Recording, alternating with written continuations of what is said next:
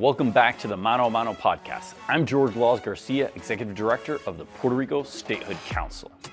As we close out 2025, we're doing something a little different. This year has been a major year for Puerto Rico. From the shakeup of the Financial Oversight Board to shifting geopolitics in the Caribbean, from ongoing debates about healthcare costs and inequality to conversations about tariffs, reshoring manufacturing, and national security. That's why this season we've brought you conversations with some incredible guests who've helped us understand these issues from many angles. And here's what becomes clear. Puerto Rico's status isn't just happening in a vacuum. It's connected to everything. How we think about democracy, economic policy, healthcare, and America's role in the world. So on today's podcast, we're sharing some of the most impactful moments from this year's conversations. You'll hear from legal scholars like Professor Cristina Ponce-Krauss, breaking down the democratic deficit of the Oversight Board. Experts like Luigi Pizarro exposing the $10,000 gap in federal healthcare spending per person. Retired Brigadier General Victor Perez on the national security implications of America's pivot to the Western Hemisphere. And Thomas King giving us a reality check on the local energy crisis and how it connects to the broader energy trends in the U.S. Whether you're new to the issue or you've been following the movement for years, this recap connects the dots between policy, economics, and the urgent need for citizen equality and federal legislation. These aren't just political or academic conversations. They're about real people, real challenges, and real solutions. All right, let's dive into some of the most compelling moments from this season's Mano a Mano. Events of late 2025, when the Trump administration fired 6 members of Puerto Rico's Financial Oversight and Management Board with a single stroke of a pen. Here's constitutional law professor Cristina Ponce-Krauss from Columbia University explaining what this moment reveals about the fundamental democratic deficit of territorial status. So that really brings us to the historic moment that we're in right now, because, earlier this month, a very significant thing happened with regards to the Fiscal Oversight and Management Board that is now almost 10 years old, right? Which is that with the single stroke of a pen, the President of the United States essentially fired a majority of the board's members. And the reasoning for their dismissal was that they lacked efficiency and effectiveness, but it wasn't really explained in what or how or anything like that. And as of right now, the board has a single member sitting on it, so it lacks quorum and it can't actually make any board decisions. And yet the board still holds incredibly important powers over the government of Puerto Rico. It's functioning. It's essentially what approves the budgets for the island. It negotiates on behalf of Puerto Rico in front of the federal court that is overseeing its bankruptcy process. So, one question that I have for you is, how does the abrupt removal of 6 members of the Fiscal Oversight Board, what does it say about the ongoing democratic deficit of Puerto Rico as a territory? As if we needed yet another reminder, right? I mean, it's the playing out of the situation that we've been in for decades, for scores of years, and for centuries. The United States is in control in Puerto Rico. And on top of it, we have a president who has a wildly inflated sense of his power, or I would say wildly inflated, except he's also getting away with implementing it. We didn't have a say in that selection either. Yeah. Here he is with the stroke of a pen, as you said, running the show on the board that runs our show. So it's like the United States doubling down on the democratic deficit. Yes, the democratic deficit and the colonial subordination. It's just, whatever whatever one thinks of the board as a practical solution to the economic crisis, which needs a solution, its illegitimacy is fatal. And what's happened recently is just, more of the same, except more and worse of the same. It's, in this way too, you have no control over yourselves, your government, your so-called autonomy, and your future. Yeah. And, in a recent interview to the press that I did on this topic, they asked, what is the reason why these board members were removed? And I think that the best answer that I can provide is that the president and his administration are doing in Puerto Rico what they've done in many other jurisdictions. Many other areas of government, which is removing individuals that are not aligned with their particular policy preferences and views, and trying to replace them with individuals that will advance the ideological agenda of the president. And what that agenda is, honestly, remains to be seen. We really don't know exactly how those new appointments will play out. But I think what is absolutely clear from this episode is if having an oversight board in place that can be changed unilaterally by a single stroke of a pen, and it changes the governance structure and leadership of Puerto Rico, if that's what you call autonomy, right? And that's the autonomism you're trying to promote if you are Resident Commissioner Hernandez, and you're subject to that level of unilateral power, then at least for me, that's not the kind of autonomism I want. I want the autonomism that gives me the capacity to have a say in what laws Congress passes, and ultimately, who represents the executive branch of the federal government, which we would have under statehood, but we don't have as a territory. That's my view on that. Yeah, well, so first of all, it's mine too. And second of all, there's no system of government is perfect. We all know that. Yeah. U.S. democracy has plenty of problems, plenty of issues. The Supreme Court has been gutting the Voting Rights Act. There's, the gerrymandering it's literally run amok. On both sides of the aisle, for that matter. I blame one side. Those Republicans in Texas are, it's unforgivable, really. Okay, so, it's not that it's perfect, but what we all have to do the most and the best that we can to ensure that people have an equal voice and genuine, achievable self-government. And so, to be presented with the option of gaining a voice in the federal government where you can get in there and, have your say and then vote on legislation and have that kind of power and leverage, and to compare that to a situation in which no matter how pretty the name, you are always at the mercy of what the federal government decides it wants or doesn't want. And you have no sort of entrenched, genuine, concrete power like you do if you actually, if you're voting constituents of representatives and senators with power, and if you have a say in presidential elections. It's not a panacea. Okay, sometimes people blame statehooders for they think statehooders talk like you get statehood and presto, all problems. Everything happens perfectly. Yeah. The problem that statehood solves is the lack of statehood. That's the only problem it solves. Okay, and what is that? The problem of a lack of realistic, reasonable, genuine, concrete power and genuine self-government, and that amount of control over your destiny. The inequality of territorial status isn't just constitutional, it's measured in lives at stake.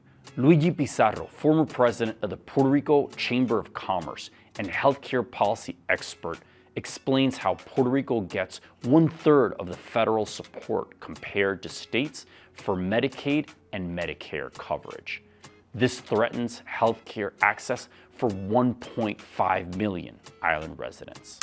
So I think for the benefit of the listener audience, it may be helpful to just explain a little bit about why the efforts for advancing Puerto Rico's health equity under the Affordable Care Act were so important. And I think we have to begin with explaining a little bit about where Puerto Rico's health federal funding was before that.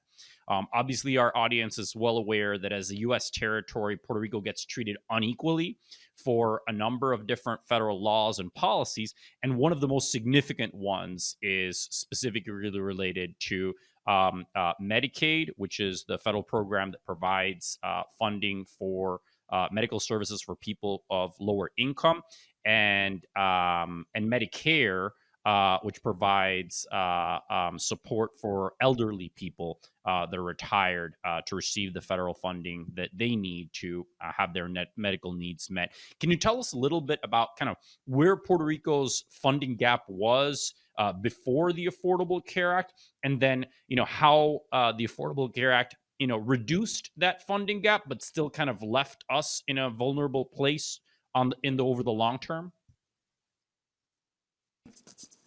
Puerto Rico was included in 1965 under the Social Security Act to get Medicaid and Medicare funding. The difference was that in the case of Medicaid, as you mentioned, Medicaid is a program, a federal program for the indigent population, and it works with local, state, and federal funds.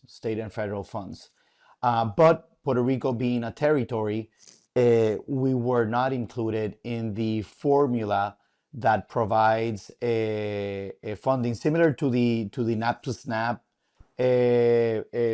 policy issue about food security for Puerto Rico. That operates under a formula of accounting for the people that are under the federal poverty level, and it's called the FMAP, is a federal matching assistance percentage. So just to get that clear, so for all states, all of them get a certain match that the federal government gives them, and that match is dependent based on the federal poverty level that state has. Exactly. So based on the population and the number of people that fall within the federal policy level. But for Puerto Rico, how does that work? Puerto Rico, we're not in that formula. We receive like a block grant. So we do have an eligibility threshold and a matching, which is 55% federal funds, 45% local funds that the state funds that Puerto Rico has to chip in. But it's not based on the formula ongoing. It's that rationale of 55-45 with a cap. And that cap, if we use all those funds, then we have to add above and beyond that 55-45. That's how Puerto Rico was operating from 65 all the way to 2009, when the ACA, the Affordable Care Act, the Patient Protection and Affordable Care Act, was approved in two packages in May 23rd, 2010, and March 23rd, 2010, and March 30th, 2010.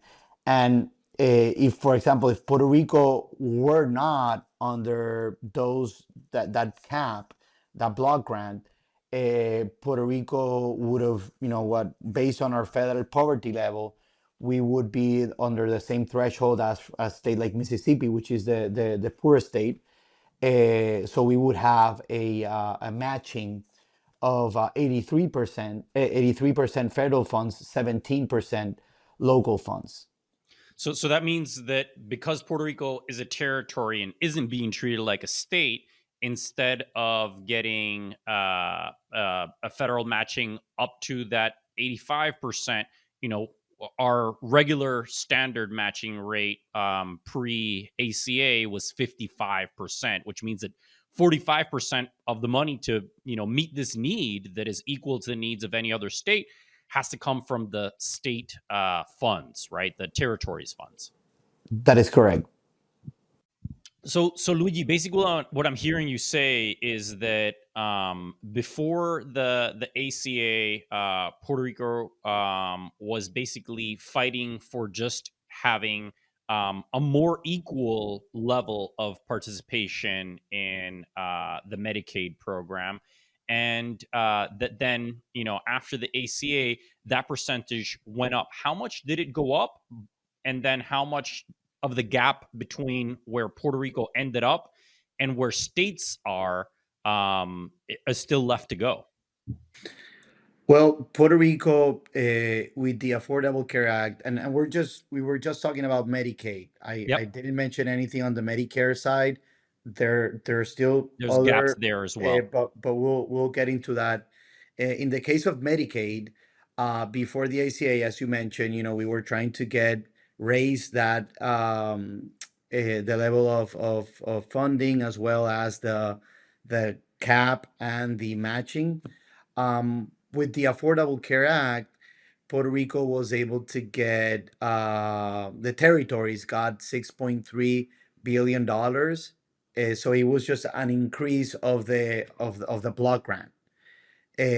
Of those 6.3 for the territories to be distributed in proportion to their population, Puerto Rico accounts for 90% of the population of the territories. So Puerto Rico got $5.8 billion for its Over Medicaid program what to be period? spent from 2011 to 2019. Not, there wasn't any restrictions per year. That was just the intended distribution. Yep. But Puerto Rico, unfortunately had some local model changes, and it went from 100% managed care model. It stayed as a managed care model, but it had, instead of having MCOs insure 100% of the risk, the government, in I think it was under the Alejandro Garcia Padilla years, they changed with one of the MCOs. Not, the government would assume the risk, so the MCO was only, the managed care organization was only providing third party provider services, TPA services. Government, you tell me who to pay, I pay. So they were just administering. So the government was a full risk, and there wasn't good management, unfortunately. So the money ran out by 2017. And this is when the famous Medicaid cliff basically first began to show itself. Can you tell us exactly what is the Medicaid cliff and why, unfortunately, that continues to be an issue that persists for Puerto Rico to this day? Sure. The Medicaid cliff is just literally, it's a fiscal cliff in which Puerto Rico's that block grant would just run out of funds. And if we run out of funds, then we would revert back, because it was not only the total amount of funds, but also the rationale of the matching federal to local funds. And in that regard, Puerto Rico, as you mentioned, 2017 was their first cliff. So, weird way, and this may sound inappropriate, but it is the truth. I guess, from every disaster, something good comes out. And please don't, get me out of context, but one of the best things that may have come out of the disaster of Hurricane Maria was that Puerto Rico got additional federal funds before the 2019 threshold, and got under the first term of the President Trump administration, got 100% of federal funds matching to the Medicaid program. So no local contribution for 2 years, from 2017 to 2019, was enacted into law to provide as part of the disaster relief package for Puerto Rico. Puerto Rico's challenges are interconnected, and nowhere is this clearer than in the energy crisis that continues to impact every aspect of the island's life. Thomas King, an energy policy expert who's structured over $25 billion in investments, takes us through 40 years of PREPA mismanagement, the reality behind LUMA's controversy, and why bankruptcy is blocking billions in federal reconstruction funds. I think it'd be really helpful for our audience, some of whom are not as familiar with Puerto Rico's issues, if you could just give kind of a brief overview of where Puerto Rico's energy system is at right now. I think most people are obviously aware of what you mentioned, that Hurricane Maria in 2017 had a devastating impact on the island's energy infrastructure. However, not everyone's aware of the significant efforts that have been done since then, not only to do the post-disaster recovery efforts and kind of get the system just, going, but really what is needed for the post-disaster reconstruction, which in a lot of ways is kind of still very much an ongoing thing. And if you could just explain very briefly also the how that all comes together with the efforts to privatize the island's energy infrastructure, that would be greatly helpful. Sure. I guess, the short answer is a lot has been accomplished, but there's a lot more to do, and it's still kind of messy. Yeah. And frankly, the performance of the energy system overall is challenging the economic development of Puerto Rico, and on a number of different levels. Puerto Rico in general and Puerto Ricans are vociferous supporters of privatization. And so there really hasn't been a privatization. People will call it a privatization, but after the storms and the kind of devastation and the inability of the existing publicly owned utility to respond, they have brought in experts, but they're agents of the private. So it's kind of like hiring a private HR firm to run your HR. If you're a state company or something like that, the basics of the infrastructure, the rights to do everything, that still remains in the public hands. And there's no real appetite yet for changing that to something. I think it probably would be better if it eventually rolled over, because there's this strange operational inertia between, like, the public sector is still sort of regulating itself. And maybe to take it back a little bit further, like, how did we get here? 40 years of poor management and underinvestment, and raising debt not to invest in infrastructure, but to subsidize energy bills so that the politicians wouldn't have to have the difficult conversations that they needed to be having with the populace. People would still like them and still vote for them. That's a gross simplification, but it's not too far from the truth, and it's still going on.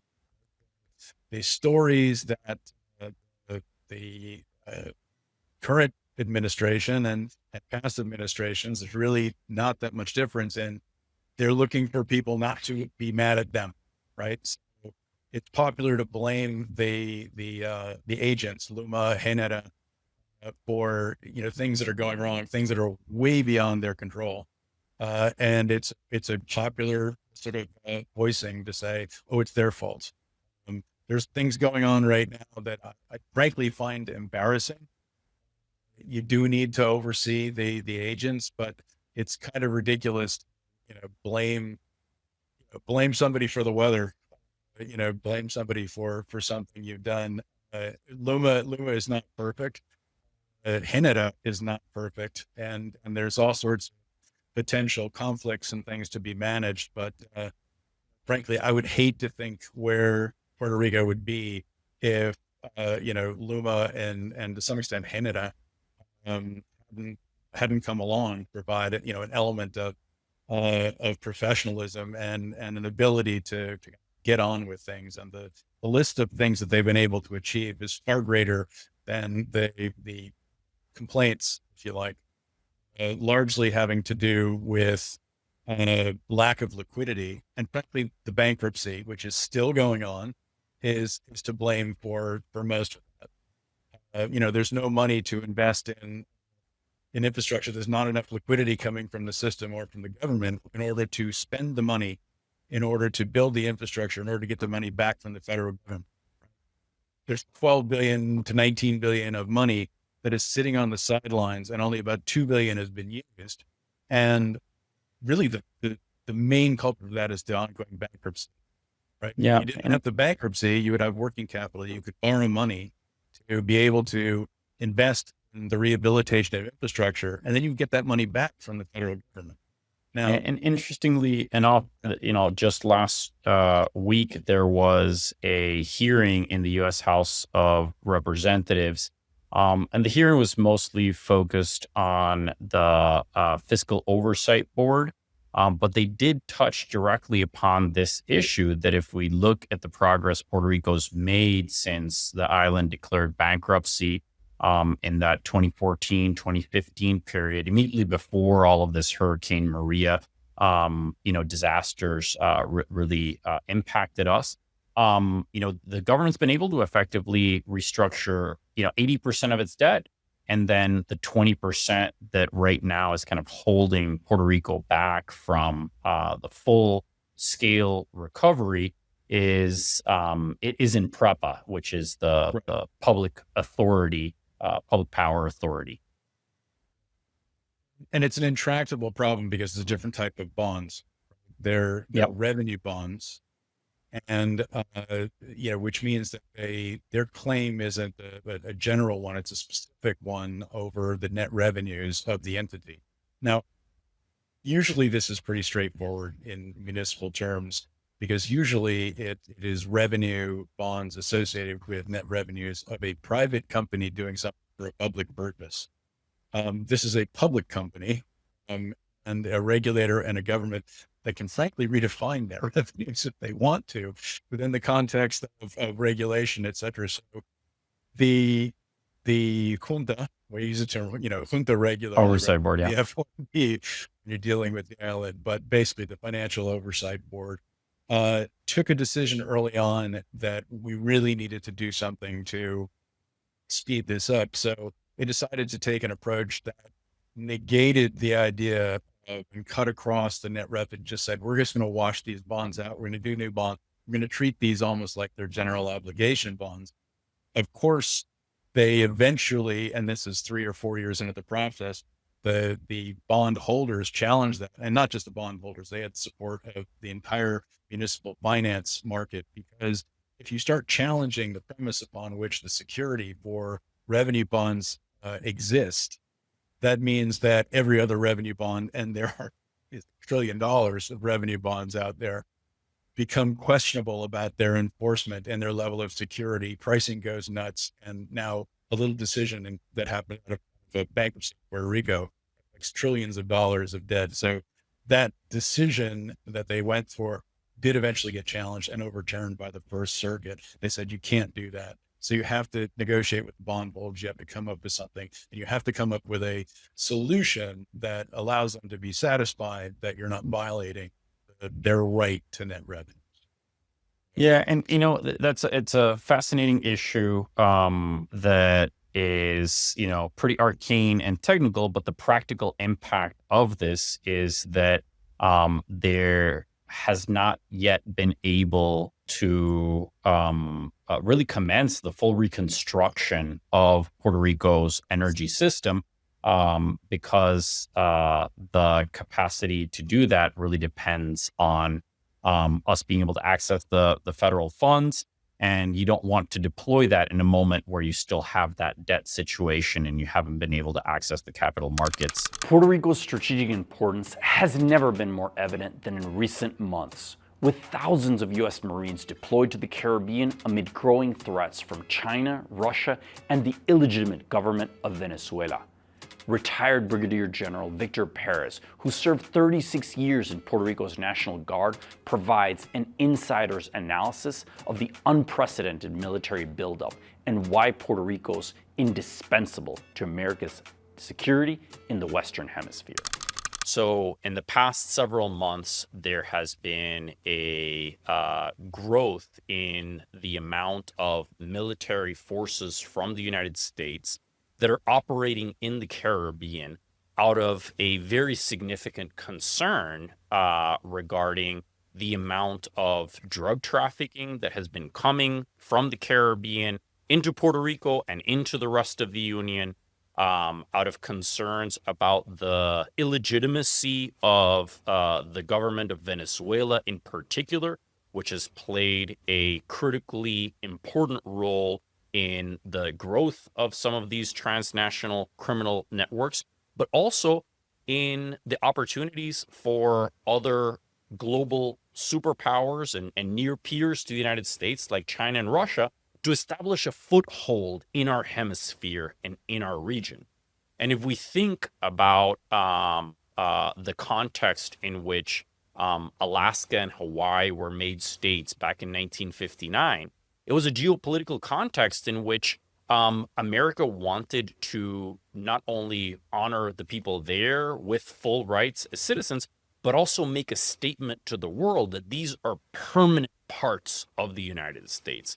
Now, with Puerto Rico right now as a territory, technically, we could still end up becoming an independent country, which I don't think would be the best either for the people in Puerto Rico or for the United States as a whole. But what we've had right now with these developments in the Caribbean and Venezuela is a very clear example that for the United States to be able to be a force of stability, peace, and prosperity in the Caribbean and in Latin America and in the Western Hemisphere as a whole, the capacity to be able to have Puerto Rico be a permanent part of the Union is indispensable. What are your thoughts about the current military deployment that is happening in and around Puerto Rico in the Caribbean, and what is unfolding there right now? What's the significance of that?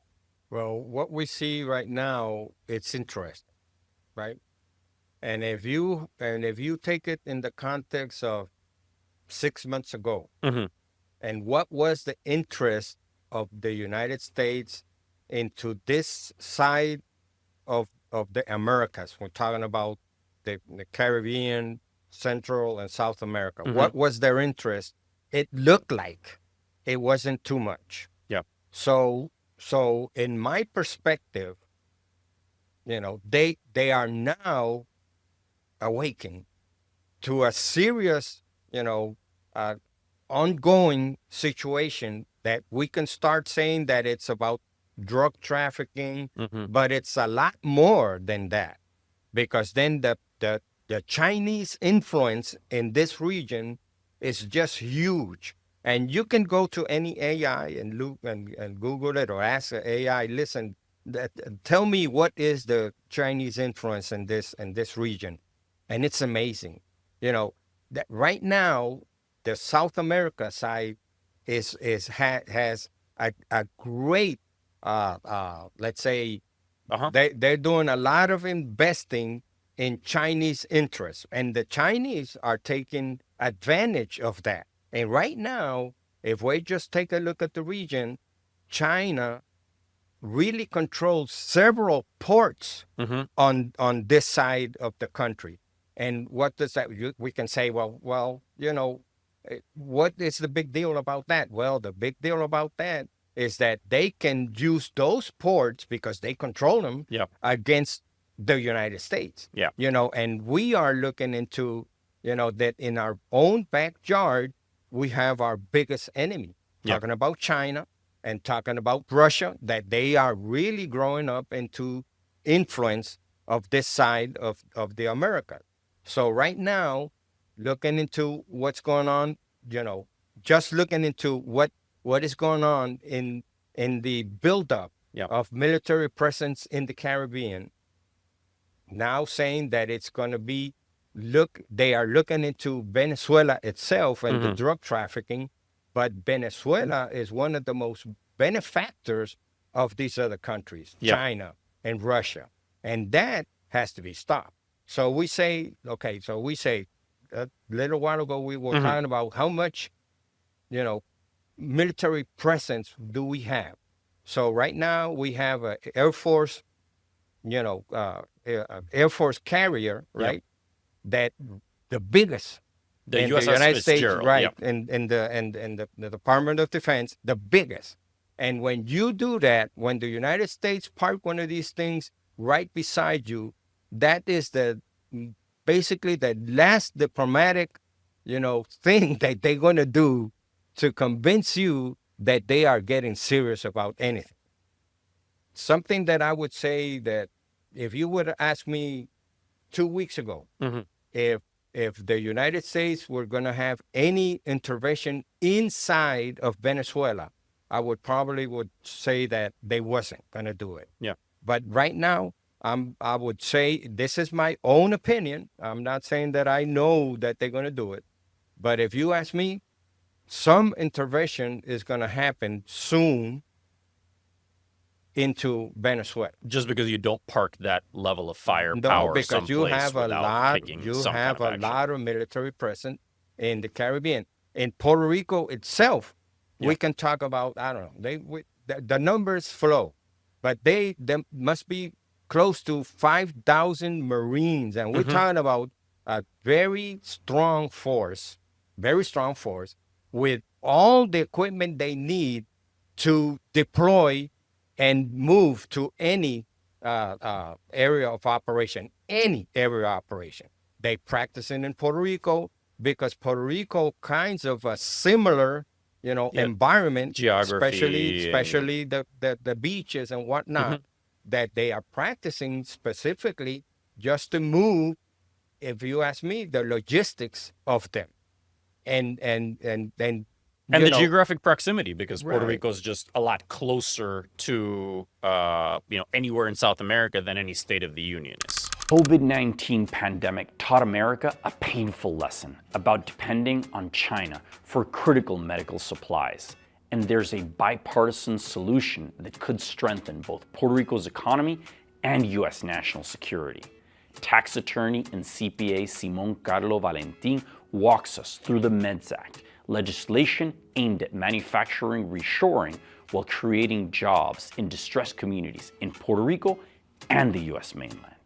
So one other thing that I wanted to mention real quick is, kind of going back to the approach that you were mentioning of having whatever manufacturing incentive, not just be for Puerto Rico, but also be for other states, is the MEDS Act. So this is legislation that was introduced in the last session of Congress by our current governor, who was then resident commissioner, Jennifer Gonzalez Colon. She did it on a bipartisan basis and also in collaboration with then Senator Marco Rubio. It's called the Medical Manufacturing, Economic Development, and Sustainability Act.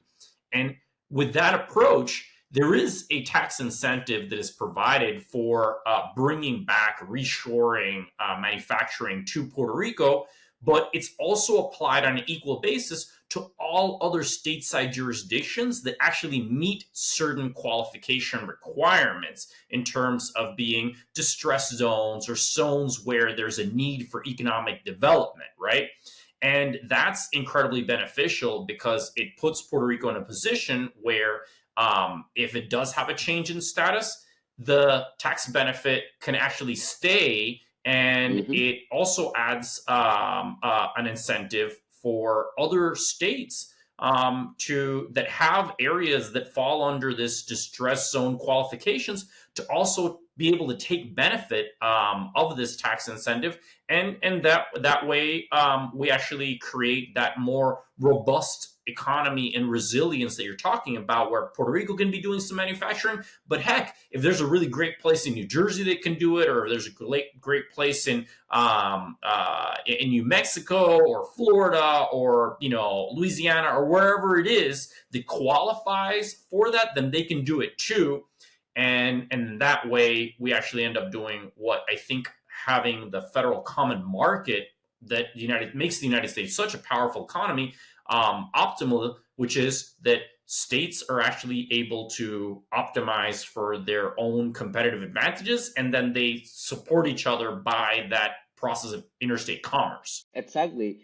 We have seen the news that there's a lot of states with slumping economies. There's factories closing everywhere. We're moving away from fossil fuels in certain aspects. Technology is modernizing, things change. So obviously, considering this unequal footing for all states will definitely benefit states like Kentucky, Mississippi, that are also distressed in certain areas that need economic development, that need to replace or industries that are going out of business. And for example, there's cities that on the states that rely solely on the chip jar economy. You have to be able to replace that in case that falters. If there's a lot of places in which if you remove a military base, then that economy of that whole city goes under. We have to work with places like that to ensure that they are sustainable, that they don't depend on a single type of federal office or project there to be able to be Or successful. that we become dependent on a foreign country producing things that are essential that we need for our national security and for our, healthcare situations, like what happened during the COVID era, where a lot of the manufacturing was over in China, and all of a sudden the United States didn't have access to all the products it needed.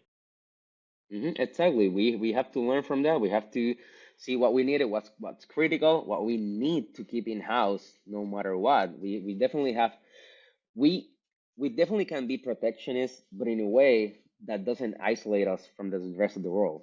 We have to protect us in a way that we're secure. We're as the strongest, most powerful country in the world, we're gonna have a target on our back. So we definitely have to be prepared for all this type of stuff, but it has to be with a measured and targeted approach. You've heard about the problems. Now let's talk about what's being done to address them. Gabriela Boffelli, Senior Advisor to Governor Jennifer Gonzalez Colon, outlines the administration's top priorities: diversifying Puerto Rico's energy portfolio, deploying $17 billion in federal disaster funds, cutting bureaucratic red tape, strengthening border security against drug trafficking, and retaining the pharmaceutical manufacturing that represents 47% of the island's GDP. So there's a few things. I talked a little bit about permitting reform being a big one, for the governor. Energy, and we heard the president also has talked about energy. Republicans in Congress have also talked about energy, diversifying, and not just choosing one way or the other. Especially in our case in Puerto Rico, we are at a disadvantage with the weak infrastructure of our energy grid. So that's something that has been priority for her, and that aligns with what Republicans and the president have said in terms of diversifying our energy portfolio. The other thing would be infrastructure, right? The federal funding that has been assigned, put it to work. President Trump assigned that funding. There were close to $17 billion that he assigned in September 2020 through FEMA, in addition to all the funding that had been already approved in Congress before for disaster. And we see a lot of it hasn't been obligated, hasn't been spent. So it is a priority of her to do that, to show that, this money was assigned, it's being put to use, and so that people can see results, and so that the federal government doesn't think, oh, they're just sitting on it, and wondering what we're doing with it or how long is it gonna take. We wanna be able to show the results. This is the funding that was assigned, these have been the results. And not just, and this is why permitting reform is big. One of the things that the governor has said is she's waiving any additional permitting required by the state of Puerto Rico if it's already been approved at the federal level. She's not going to do anything that's duplicative. Yeah. So I think that also aligns with the Republican platform of cutting red tape, cutting bureaucracy, small government. Another thing that she's been already talking about is national security. As you know, we are a target for criminal organizations, drug traffickers. She has made some great decisions already in the nominations that she's made for the Secretary of Public Safety, among others, that she's going to prioritize the national security. So that Puerto Rico, can be safer, because if Puerto Rico is safe, so is the United States, right? Exactly. I mean, we are all the drug that comes in, if we allow it to come into Puerto Rico, all you have to do is just mail it to Florida or elsewhere in the United States. So we gotta make sure it doesn't get to Puerto Rico. So strengthening the Caribbean border has been one of her priorities in Congress and will continue to do so. She has a great relationship with the federal agencies down there. We're very happy to have them there, and that's something that would go away under independence. So you gotta look out for that. So that's another thing that she's also talked about and prioritized in terms of aligning with the federal agenda and the Republican agenda. And the other thing is manufacturing, and we heard the president talk about that as well. We saw it during COVID. We can't. I think Admiral Peter Brown said it once. He said it during his time in the position at the White House: "Fire China, hire Puerto Rico." And that's continues to be our motto. We have, manufacturing is 47% of our GDP. So we This is all done by U.S. citizens on exactly US on soil, the island, and generating billions worth of interstate commerce between Puerto Rico and the States. Exactly, and you have all the big pharmaceutical companies, medical supply companies in Puerto Rico. We want to make sure they stay there. We got to give them the incentives and the infrastructure. I go back to the energy. Energy is big when you're trying. You can't manufacture all these things on solar only. So it's important to keep them there because, like I said, if we wanna retain Puerto Ricans in Puerto Rico, we need to give them the tools. Definitely. If you have these companies leave and then less jobs, the economy suffers, and that's going to be important for her and for the president as well. We close with perhaps the most personal question to many Puerto Ricans. Would statehood threaten our culture and identity? Professor Cristina Ponce-Krause returns to share insights from her research on 19th century Puerto Rican autonomists who embraced statehood and to make a powerful case that political empowerment doesn't erase culture, it protects it. I by the way, you also asked, and I'm not sure that I fully answered it, about the question people ask about statehood. Wouldn't Puerto Ricans, lose their culture? And we started talking about the autonomists who did not lose their culture. There's literally a letter. I can't remember who wrote it. I think it may have been Vegeto, who was like, if it's us, it's Puerto Rican. It doesn't matter if it's here or there. If it's us, it's Puerto Rican because we're Puerto Rican. We're the ones who make the form of government Puerto Rican because we're Puerto Rican. So there isn't a more or less Puerto Rican form of government for Puerto Ricans. It's the government we've got. And so, let's make it the best we can. But my view today is not just that statehood doesn't threaten Puerto Rican culture, because cultural influence comes already through, the same way that the United States has had cultural influence globally. It defies boundaries. It comes through television and movies and music and, art and all of that. That's where cultural influence comes from. Okay. But I would go one step further and say, I actually think statehood, by empowering Puerto Ricans genuinely, is a better way to protect your culture. Okay. And I wouldn't turn around and say, and with Commonwealth, you'll lose it, or with independence, you'll lose it. That's not the point. And I'm not trying to undermine independence in particular, which of course is a legitimate non-colonial option and would also protect culture to an extent. But you would still be under the shadow of the U.S. You would still be subject to cultural influence, And I think that being economically well and thriving and empowered and represented and not subordinate, that's how you defend your culture. Definitely. And so yeah, the answer, I'm with the late 19th century autonomists on this. But I just don't see it. I don't think, getting representation and a voice and a vote in the federal government will take your culture away. It'll just give you the power that you deserve.